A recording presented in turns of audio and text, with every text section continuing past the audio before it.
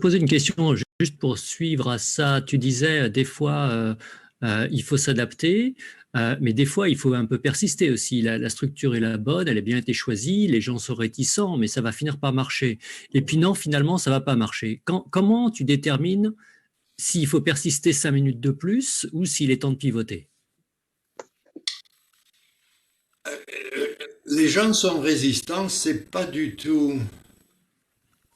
Il faut d'abord, il y a quelque chose dont on n'a pas l'habitude, hein, auquel il faut s'adapter. C'est que le but des structures, c'est de faire travailler un groupe, hein, ensemble et de les aider à découvrir l'étape suivante, qu'est-ce qu'ils vont faire, à faire des progrès ensemble, etc. Et donc c'est le résultat d'un travail de groupe. Un travail de groupe, ça ne veut pas dire que tout le monde contribue à 100%, du tout. C'est le groupe, c'est vraiment l'intelligence collective, l'imagination collective, etc.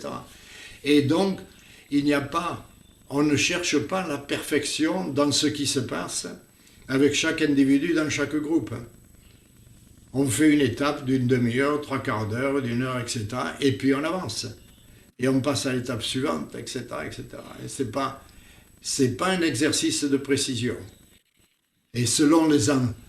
Alors, si vous utilisez les structures en Amérique du Sud, le temps que vous donnez aux gens, ne sera toujours insuffisant. Toujours, parce qu'ils ne peuvent pas s'arrêter de parler. Okay. Et je suppose que si on fait des expériences dans le sud de la France par rapport au nord de la France, vous aurez des différences aussi.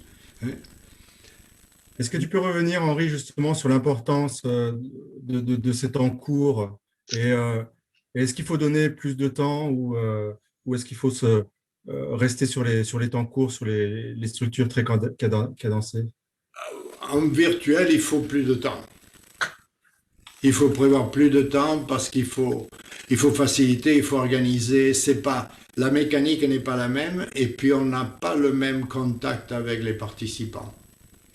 Donc il faut un peu plus d'espace pour organiser. Et ce dont il faut se souvenir aussi, c'est que si vous travaillez avec un groupe, vous utilisez les Brain Structure, le choix que vous aurez fait de structure va se faire avec un certain nombre de participants de ce groupe. Ça ne se fait pas seul en tant que facilitateur. C'est une discussion de travail qui mène au choix des objectifs et donc au choix des structures. La discussion, le design se fait sur les objectifs, pas sur les structures.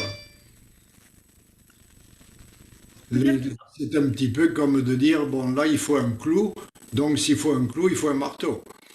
Là il faut une vis, il faut une vis, il faut un tournevis. Là il faut faire un trou, donc il me faut une perceuse. C'est comme ça que la discussion se fait. Et cette participation est essentielle.